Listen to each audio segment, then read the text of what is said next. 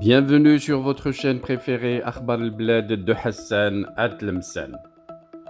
Aujourd'hui, nous allons parler du sommet du Negev annoncé au Maroc depuis quelques mois. Y a-t-il un problème vraiment, comme l'annoncent certains médias qui polémiquent? Des polémiqueurs qui cherchent à y mettre beaucoup plus de poivrons, surtout depuis 2 jours, quand le Maroc a condamné les violences israéliennes à Jénine, bien que le Maroc réaffirme à travers son ministre des Affaires étrangères son ferme soutien à la création d'un État palestinien. Certains médias fanfaristes parlent même d'un chantage de la part du gouvernement Netanyahou au Maroc au sujet du Sahara marocain. Restez branchés sur Akhbar al-Bled de Hassan Atlemsen. On va parler de tous ces volets et faire les clarifications nécessaires. Bien entendu, je ne manquerai pas de vous rappeler de ne pas oublier de vous abonner sur la chaîne et de cliquer j'aime sur cette vidéo et de la partager au maximum de vos amis pour élargir le champ de vision de ce sujet. Bonjour à vous. Bien entendu, vous devrez avoir suivi avec intérêt une succession d'événements lundi et mardi, 2 événements successifs qui ont attiré l'attention des médias internationaux, une déclaration du ministre des Affaires étrangères marocain Nasser Bourita qui a précisé que le Maroc condamne les violences israéliennes à Jénine. Nasser Bourita considère que la situation actuelle est très dangereuse, menaçant ce qui reste comme espoir pour réaliser la paix dans cette région et risquant de nourrir la violence et l'extrémisme.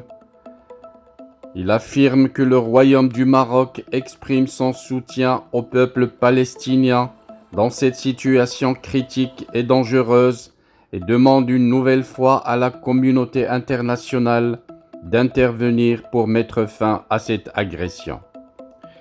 Un jour auparavant, le ministre israélien des Affaires étrangères Eli Cohen avait réaffirmé que son pays se prononcera définitivement sur la marocanité du Sahara lors du prochain forum du Negev dont l'organisation est prévue au Maroc et qui a été à maintes fois reporté, notamment à cause de la situation inflammable dans les territoires palestiniens. Plusieurs médias ont capté ces 2 messages successifs et ont ajouté du poivron comme d'habitude à travers plusieurs médias internationaux au sujet de la tenue ou non du sommet du Negev au Maroc. Avant de discuter de ces multiples interrogations soulevées par plusieurs médias internationaux, écoutons d'abord exactement ce qu'a dit Nasser Bourita. ما يقع اليوم والهجومات الإسرائيلية المتكررة على الأراضي الفلسطينية لا تساهم في خلق الجو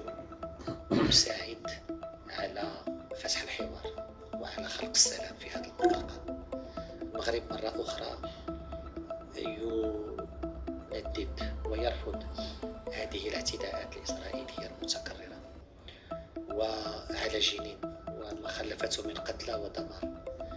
المملكة المغربية تعتبر بأن الوضع الحالي خطير وخطير جدا، يهدد ما تبقى من أمل لإقامة السلام في هذه المنطقة، ويزكي التطرف والعنف في هذه المنطقة. المملكة المغربية تعبر عن دعمها وتضامنها مع الشعب الفلسطيني في هذه المرحلة الحرجة والخطيرة، ويطالب مرة أخرى المجتمع الدولي والقوى العظمى بالتدخل لإيقاف هذا العدوان على الشعب الفلسطيني وعلى أراضيه. Voilà donc, c'était il y a juste 24 heures presque. Le ministre des Affaires étrangères a souligné que ce qui se passe aujourd'hui avec les attaques répétées israéliennes contre les territoires palestiniens ne contribue pas à créer un climat adéquat permettant d'ouvrir le dialogue et de créer la paix dans cette région.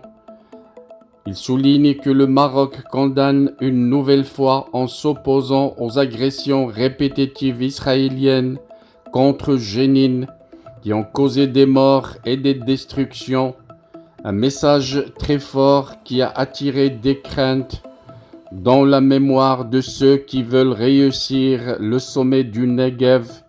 Un forum du Negev dans la tenue de la prochaine session au Maroc est porté comme condition pour la reconnaissance par Israël de la marocanité du Sahara. C'est en substance ce qu'a affirmé lundi dernier le ministre israélien des Affaires étrangères Eli Cohen.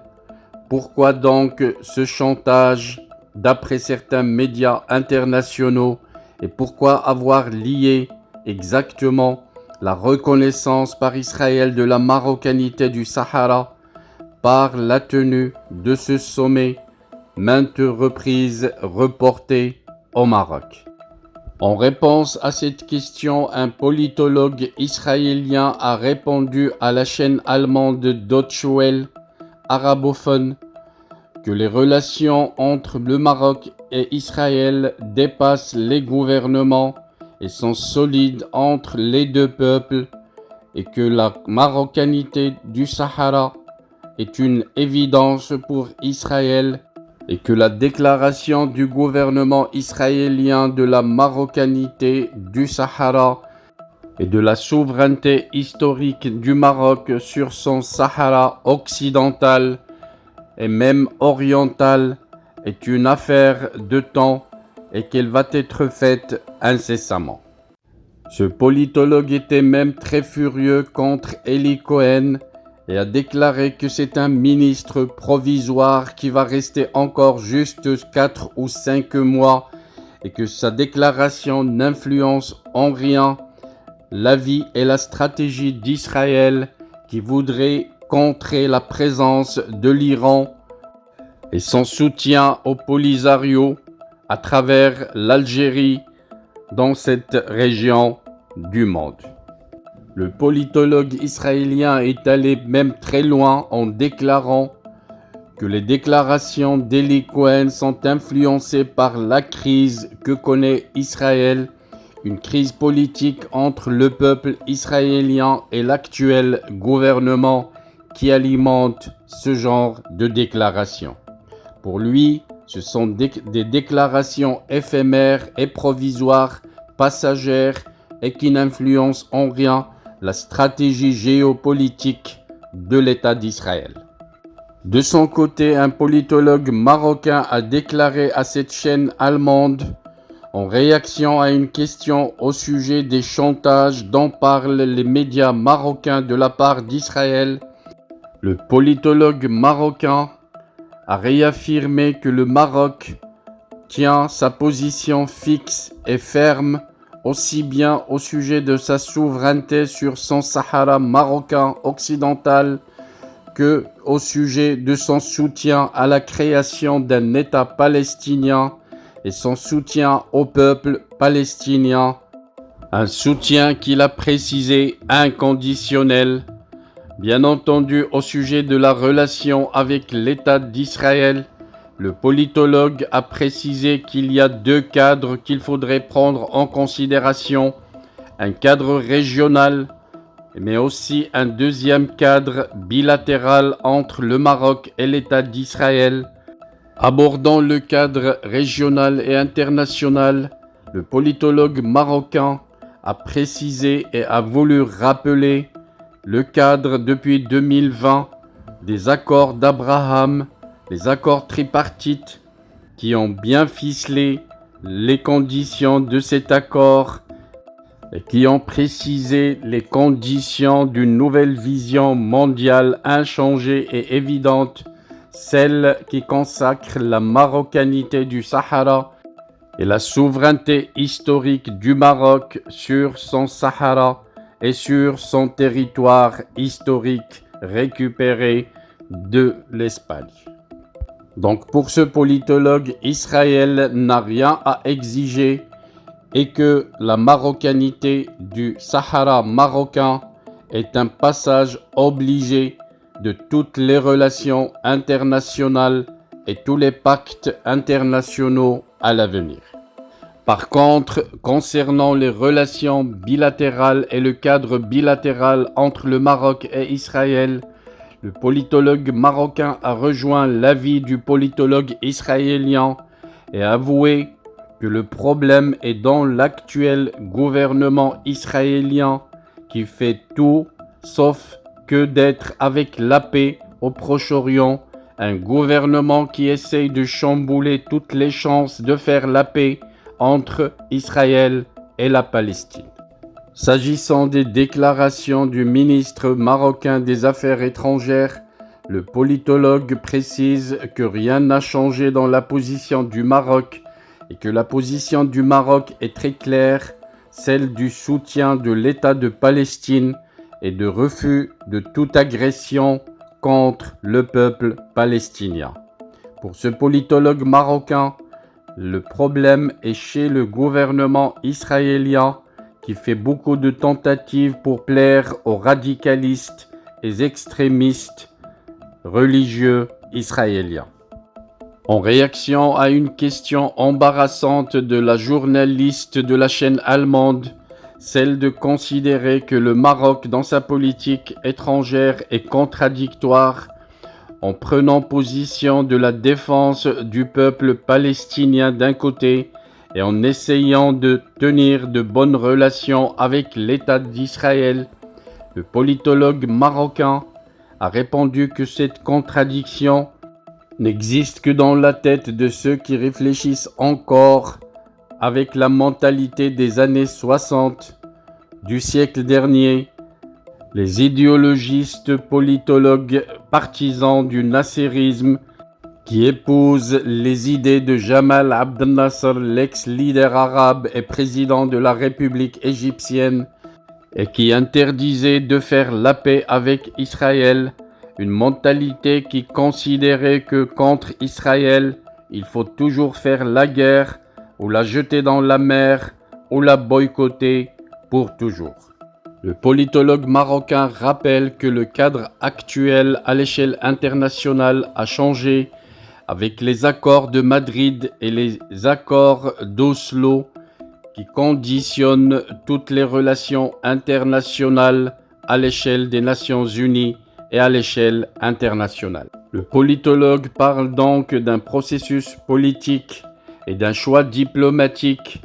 qui pousse les pays arabes à tenir de bonnes relations diplomatiques avec Israël, mais que ceci ne voudrait dire que les pays arabes laissent tomber Israël. Au contraire, tout cela est fait dans l'intérêt aussi bien du peuple palestinien que du peuple israélien, ceci dans le choix de la solution des deux États. Le politologue a rappelé que le choix de faire la paix avec Israël ne voudrait pas dire qu'on laisse tomber la cause palestinienne, mais au contraire, le fait de prononcer une paix avec l'État d'Israël et avec le gouvernement israélien met les courants radicaux et extrémistes israéliens dans l'embarras. Ces courants israéliens extrémistes qui argumentent le recours au terrorisme et à l'agression des Palestiniens par les attitudes des pays arabes qui voudraient éliminer et faire disparaître l'État d'Israël. Revenons à la question s'il y a problème autour de la tenue du sommet du Negev au Maroc. À la question pertinente, si les dernières nouveautés risquent de bloquer la tenue de ce sommet au Maroc, le politologue marocain a répondu que l'argument du blocage de la paix par les différends et les contradictions qu'il y a entre les factions palestiniennes ne tient pas et que c'est Israël qui est responsable de ces différends entre les courants politiques palestiniens Pour ce politologue marocain, c'est toujours Israël qui a été la cause du blocage du processus de paix et il y a des antécédents pour ça depuis 2008.